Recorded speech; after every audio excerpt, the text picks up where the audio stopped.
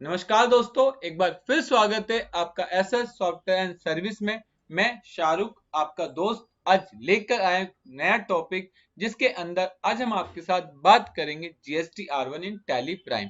आज के सेशन में हम आपको बताएंगे कि जीएसटी R1 कहते किसे हैं, जीएसटी R1 में किन लोगों को कवर किया जाता है और टैली प्राइम से आप अपनी जीएसटी R1 को किस तरीके से फाइल कर सकते हैं विदाउट एनी एरर। आज हम आपके साथ इस सेशन में कवर करने जा रहे हैं। तो आज का सेशन आप लोगों के लिए काफी इंपॉर्टेंट होने वाला है, तो आप इस वीडियो में लास्ट तक बने रहें। लेकिन वीडियो स्टार्ट करने से पहले हमारी आपसे एक छोटी सी रिक्वेस्ट है, अगर आपने अभी तक हमारे चैनल को सब्सक्राइब नहीं किया है तो कर लें, ताकि हम जो भी वीडियो अपलोड करें उसकी नोटिफिकेशन आपको मिलती रहे। तो चलिए स्टार्ट करते हैं आज का अपना टॉपिक। सबसे पहले हमें पता होना चाहिए सर रिटर्न कहते किसे। देखिए, रिटर्न का मतलब होता है कि जो भी अपनी इंफॉर्मेशन आप सरकार को देते हैं उसे हम रिटर्न कहते हैं।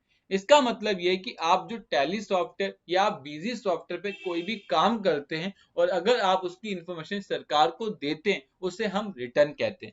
अगर मैं यहाँ से आपको एक डेफिनेशन पढ़ाऊं तो यहाँ पर लिखा हुआ return is a document that a taxpayer is required to file as per law.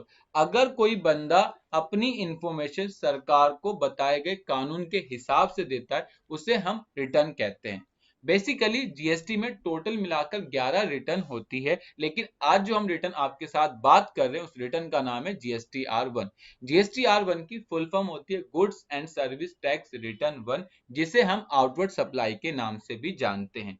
GST R1 को भरने के दो तरीके होते हैं। पहला होता है मंथली बेसिस पर। अगर आपका लास्ट ईयर का टर्नओवर 5 करोड़ रुपए से ज्यादा का है तब आप अपनी जीएसटी R1 मंथली बेसिस पर फाइल करेंगे। मतलब अगर आप 1 अप्रैल से लेकर 30 अप्रैल तक कोई भी काम करते हैं तो उसकी सारी इंफॉर्मेशन आपको सरकार को 11 मई तक देनी है। अगर आप जुलाई मंथ में कोई भी काम करते हैं तो उसकी सारी इंफॉर्मेशन आपको सरकार को 11 अगस्त तक देनी है। अगर आप नवंबर मंथ में कोई काम करते तो उसकी इंफॉर्मेशन आपको 11 दिसंबर तक देनी है। तो आपको याद रखना है कि मंथली में मतलब मैं जिस मंथ काम करूंगा उसके नेक्स्ट मंथ तक 11 तक इंफॉर्मेशन सरकार को देनी होती है। इसके बाद अब जो हमारी नेक्स्ट आती है क्वार्टरली। आप जैसा कि आप सभी जानते हैं मंथली में आपको जाने के लिए 5 करोड़ से ऊपर का टर्नओवर होना चाहिए, और वैसे ही अगर जिन लोगों को क्वार्टरली अपनी रिटर्न फाइल करनी है तो उनका लास्ट ईयर का टर्नओवर 5 करोड़ रुपए से कम होना चाहिए। और ये ऑप्शन है, आपके ऊपर डिपेंड करता है। अगर आपका टर्नओवर 5 करोड़ से कम भी है तब भी आप अपनी जीएसटी R1 मंथली फाइल कर सकते हो। इसमें आपको सरकार को बस एक इंटीमेशन देना होता है अप्रैल मंथ के अंदर कि मैं पूरे फाइनेंशियल ईयर अपनी जीएसटी R1 अब मंथली या फिर क्वार्टरली फाइल करना चाहता हूँ। टोटल हमारे पास जो क्वार्टर होते हैं वो साल में 4 क्वार्टर होते हैं। पहला क्वार्टर होता है अप्रैल मई जून, दूसरा क्वार्टर होता है जुलाई अगस्त सितंबर, तीसरा क्वार्टर होता है अक्टूबर नवंबर दिसंबर और फोर्थ क्वार्टर होता है हमारा जैन फेब मार्च। जैसे ही हमारा क्वार्टर खत्म होता है उसके बाद जो नेक्स्ट मंथ आता है उसके 13 तारीख तक हमें तीनों मंथ की इंफॉर्मेशन देनी होती है। जैसे हम फर्स्ट क्वार्टर की बात करें तो फर्स्ट क्वार्टर हमारी स्टार्ट होती है अप्रैल मई जून और इसकी जो लास्ट डेट होती है वो होती है 13 जुलाई। अगर हम फोर्थ क्वार्टर की बात करें तो जैन फेब मार्च आएगा और इसकी जो लास्ट डेट होगी वो 13 अप्रैल तक हमें तीनों मंथ की इंफॉर्मेशन सरकार को देनी होगी। जीएसटी R1 में टोटल मिलाकर हमारे पास 11 टेबल होते हैं, जिसमें सरकार ने हमें बता रखी कि ये ट्रांजेक्शन इस टेबल के अंदर आएगी। अगर आप लोग हमारी जीएसटी R1 की टेबल वाइज इंफॉर्मेशन जानना चाहते हैं या टेबल वाइज इंफॉर्मेशन को सीखना चाहते हैं तो उसके लिए हमने वीडियो का लिंक नीचे वीडियो के डिस्क्रिप्शन में और ऊपर आई बटन के अंदर दे रखा है, आप वहां से जाकर उन्हें वॉच कर सकते हैं। जीएसटी R1 को भरने के दो तरीके होते हैं। पहला होता है ऑनलाइन और दूसरा होता है ऑफलाइन। अगर आप अपनी जीएसटी R1 ऑनलाइन भरना चाहते हैं तो उस केस में आप 500 बिल तक की एंट्री ऑनलाइन कर सकते हैं। इसका मतलब आप जीएसटी पोर्टल पे जाएंगे, एक एक बिल की एंट्री करेंगे और 500 बिल तक कर सकते हैं। लेकिन आज के समय में कोई भी ऑनलाइन काम करना पसंद नहीं करता, हर किसी के पास सॉफ्टवेयर, तो उस केस में आप ऑफलाइन का यूज करेंगे। ऑफलाइन में कोई भी लिमिट नहीं, आप एक बार में कई सारे बिल इंपोर्ट कर सकते हो, उसमें कोई दिक्कत नहीं आएगी। और जो भी हम आज आपके साथ बात कर रहे हैं वो ऑफलाइन के लिए बात करें। तो चलिए अब चलते हैं अपने टैली प्राइम पे। तो मैंने यहाँ से अपने टैली प्राइम को ओपन किया। जैसे ही मैंने टैली प्राइम को ओपन किया, मेरी कंपनी का नाम यहाँ पर डिस्प्ले हो गया। इसके बाद आपको क्या करनी है, जैसे आज तक आपने सेल करी उसी तरीके से आपको सेल की एंट्री करनी है और टैली प्राइम ऑटोमेटिक उसे अपने आप रेडी कर लेगा कौन सी ट्रांजेक्शन कौन से टेबल में जाएगी। अगर आपको टैली प्राइम में GSTR1 को ओपन करना है तो उसके लिए आपको डिस्प्ले मोर रिपोर्ट पे जाना है, उसके बाद GST रिपोर्ट पे जाना है और यहाँ से आपको मिलेगा GSTR1। बस आपको GSTR1 पर क्लिक करना है। जैसे ही आप GSTR1 पर क्लिक करेंगे, यहाँ पर आपका स्टार्टिंग डेट एंडिंग डेट आ जाएगा। अगर आप मंथली हो तो यहाँ पर आपको मंथ टाइप कर देना है और अगर आप क्वार्टरली वाले हो तो यहाँ पर आपको वो क्वार्टर टाइप करनी है जिस क्वार्टर से आप बिलोंग करते हैं। हमारे केस में जो पीरियड है वो सही है तो हम इसे एंटर मार के आगे बढ़ जाएंगे। जैसे ही हमने एंटर मार के आगे बढ़े तो यहाँ पर बता रहा है कि टोटल वाउचर कितने, ये कह रहा है 7 वाउचर इस रिटर्न के अंदर जाएंगे। कितनी HSN समरी, हमने कहा 7 समरी, तो यहाँ पर इसने 7 बता दी। और सबसे इंपॉर्टेंट टॉपिक है अनसर्टेन ट्रांजेक्शन या करेक्शन नीडेड। अगर आपकी ट्रांजेक्शन में कोई भी गलती है, जैसे टैक्स गलत लग गया या टैक्स में मिसमैच है या आपका GST नंबर गलत है, वो सारी इंफॉर्मेशन आपको यहाँ मिल जाएगी। अगर आपके पास यहाँ पर 1 2 या कुछ और नंबर आ रहा है तो उन सभी एरर को आपको रिजॉल्व करना है और आप पर कोशिश करना है कि आपका जो आंसर आए वो 0 है। जब आपका यहाँ पर 0 आ जाए उसके बाद ही आप अपनी GSTR1 फाइल करें, अदरवाइज आपकी रिटर्न गलत तरीके से फाइल हो जाएगी। इसके बाद आप नीचे आएंगे तो यहाँ पर आपको बता रहा है कि टैली प्राइम B2B में आपने टोटल 6 लोगों को माल बेचा है, इतनी टैक्सेबल वैल्यू, इतना टैक्स है और इतना टोटल इनवॉइस वैल्यू। अगर आपको इनकी डिटेल चाहते हो तो बस आपको इस पर एंटर मारना और जैसे ही एंटर मारोगे तो सभी पार्टियों का नाम आ जाएगा, GST नंबर, टैक्सेबल वैल्यू भी आ जाएगी। बस आपको एस्केप बटन दबाना है और आप बाहर आ जाना है। इसी तरीके से अगर आपको B2C स्मॉल ट्रांजेक्शन देखनी है तो आप यहाँ से B2C स्मॉल ट्रांजेक्शन भी देख सकते हैं। इसके साथ साथ अगर आपको HSN समरी निकालनी है तो आप यहाँ से अपनी HSN समरी देख सकते हैं। और अगर आपको पता करना है कि जुलाई मंथ में मैंने कितने बिल बनाए तो यहाँ पर आप पता कर सकते हो कि जुलाई मंथ में मैंने 7 से स्टार्ट किया, 13 तक गया और टोटल नंबर ऑफ बिल कितने, 7।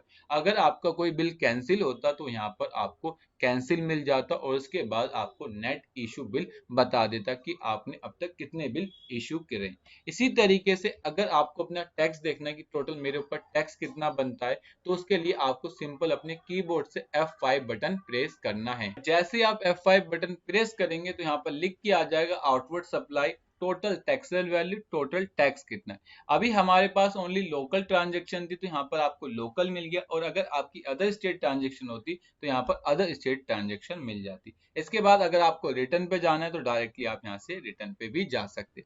अब इस डाटा को आपको सरकार को देना है तो उसके लिए आपको एक्सपोर्ट पर जाना होगा। एक्सपोर्ट के बाद आपको ई रिटर्न पर क्लिक करना होगा और ई रिटर्न के बाद अब आपको यहाँ से अपना फाइल फॉर्मेट सिलेक्ट करना होगा। अगर आप अपनी फाइल को CA या किसी अकाउंटेंट को देना चाहते हो और वो अपनी रिटर्न भरना चाहता है तो उस केस में आप एक्सेल सेपरेट शीट दो और साथ साथ उसे जेसन फाइल दो। लेकिन आप चाहते हैं कि मैं अपनी रिटर्न खुद फाइल करना चाहता हूं तो उस केस में आप खाली जेसन फाइल को ले। सर हम क्या जेसन फाइल के अलावा और कोई फॉर्मेट ले सकते हैं? नहीं ले सकते, क्योंकि सरकार जो हमसे फाइल लेती है वो जेसन फाइल के फॉर्मेट में लेती है। इसके बाद आपको अपनी लोकेशन बतानी है कि आपको अपनी फाइल को रखना कहाँ है। तो मैं चाहता हूँ कि मेरी फाइल D ड्राइव में रहे तो मैंने यहाँ से D ड्राइव का पाथ दे दिया। फाइल किस नाम से बन के आए, मैंने यहाँ पर फाइल का नेम टाइप कर दिया और इसके बाद पूछ रहा है क्या आपको HSN कोड भी चाहिए और साथ साथ क्या आपको डॉक्यूमेंट सभी चाहिए। तो मैंने कहा दोनों चाहिए तो मैंने यहाँ पर यस कर दिया और उसके बाद सिंपली आपको सेंड बटन पर क्लिक करना और जैसे ही आप सेंड बटन पर क्लिक करेंगे ऑटोमेटिक आपके D ड्राइव में आ जाएगा। इसके बाद सिंपली आपको गूगल पे जाना है, गूगल के बाद GST पोर्टल को लॉगिन करना है और लॉगिन हो जाने के बाद आपको डायरेक्टली रिटर्न डैशबोर्ड पे आना है। रिटर्न डैशबोर्ड पे जाने के बाद आपको अपनी क्वार्टर सिलेक्ट करनी है और कौन से पीरियड की आपको रिटर्न फाइल करनी है, यहाँ से अपना पीरियड सिलेक्ट करना है और सर्च बटन पर क्लिक करना है। जैसे ही आप सर्च बटन पर क्लिक करोगे यहाँ पर आपको मिल जाएगा GSTR1 और उसकी लास्ट डेट। इसके बाद आपको प्रिपेयर ऑफलाइन पे जाना है और यहाँ से जो भी आपकी फाइल है खाली उसे चूज कर लेना। तो मैं यहाँ से चूज फाइल पर गया चूज फाइल पे जाने के बाद आपको अपनी ड्राइव सिलेक्ट करनी है जहां आपकी फाइल है, और उसके बाद जो भी आपकी फाइल का नेम था उसे डबल क्लिक कर लें। जैसे ही आप डबल क्लिक करेंगे वो फाइल आपकी इंपोर्ट हो जाएगी, और जैसे ही इंपोर्ट होगी आपके सामने एक मैसेज आ जाएगा कि आपको 15 मिनट तक वेट करना है। लेकिन 15 मिनट तक वेट करने की आपको आवश्यकता नहीं है, डायरेक्टली आपको रिफ्रेश बटन पर क्लिक करना है। और जैसे ही आप रिफ्रेश बटन पर क्लिक करोगे, देखिए अब यहाँ पर आपको एक मैसेज मिल रहा है स्टेटस प्रोसीड, और यहाँ पर एरर टाइप में आपको NA मिल रहा है। इसका मतलब जो आपने रिटर्न अपलोड करी उसमें कोई भी गलती नहीं है। इसके बाद डायरेक्टली आपको रिटर्न पे जाना है। रिटर्न के बाद अपना पीरियड सिलेक्ट करना है, जो भी आपका पीरियड था आप यहाँ से वो पीरियड ले लेंगे। उसके बाद आपको सर्च बटन पर क्लिक करना है, और उसके बाद आपको मिलेगा GSTR1। और जैसे ही आप GSTR1 पर क्लिक करेंगे अब आपके सामने आपकी GSTR1 ओपन होगी।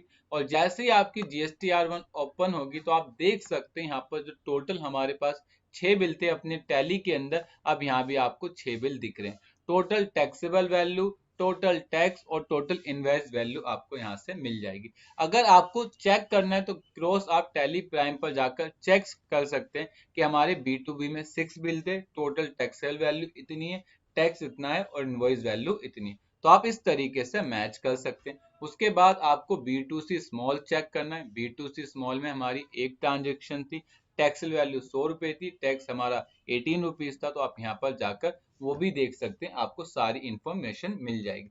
जब आपका ये सारा हो जाए तो बस आपको सिंपल नीचे आना है और क्रॉस HSN कोड और डॉक्यूमेंट इशू को चेक करना है। जब आपको लगे सब कुछ ओके हो गया, उसके बाद डायरेक्टली आपको आई एक्नॉलेज पर क्लिक करना है। यहाँ पर जैसे ही आप क्लिक करेंगे इसके बाद आपको सबमिट मिलेगा, बस आपको सबमिट पर जाना और इसे प्रोसीड कर देना। जैसे ही आप सबमिट बटन पर क्लिक करोगे यहाँ पर आपको मैसेज मिल जाएगा, your submitted request has been receive. ये बता रहा है कि आपकी जो रिक्वेस्ट थी हमारे पास आ गई। बस आपको डायरेक्टली रिफ्रेश बटन पर क्लिक करना है और डायरेक्टली आपको सबसे नीचे आना है फाइल रिटर्न पर। जैसे ही आप फाइल रिटर्न पे आएंगे इसके बाद आपको यहाँ से मिलेगा रिटर्न फाइलिंग फॉर GSTR1। बस आपको यहाँ पर आई हेयर बाय पर क्लिक करना है। उसके बाद आपको ऑथराइज सिग्नेटरी सिलेक्ट करना है। उसके बाद फाइल विद EVC पर क्लिक करना है, और जैसे आप EVC पर क्लिक करोगे आपके पास एक OTP आएगा और वो OTP आपको यहाँ पर टाइप कर देना है। देखिए मैंने यहाँ से अपना OTP टाइप कर दिया, और उसके बाद आपको वेरीफाई पर क्लिक करना, और जैसे ही आप वेरीफाई पर क्लिक करोगे आपकी रिटर्न पूरी तरीके से सबमिट हो जाएगी। तो आप इस तरीके से टैली प्राइम की मदद लेते हुए अपनी GSTR1 को फाइल कर सकते हैं। तो ये हमारा आज का सेशन था जिसके अंदर आज हमने आपको बताया कि आप किस तरीके से टैली प्राइम की मदद से अपनी GSTR1 फाइल कर सकते हो। आई होप ये वीडियो आप लोगों को इंटरेस्टिंग लगी। अगर ये वीडियो आपको इंटरेस्टिंग लगी तो आप हमारे चैनल को सब्सक्राइब करें ताकि हम जो भी वीडियो अपलोड करें उसकी नोटिफिकेशन आपको मिलती रहे। तो thank you for watching video.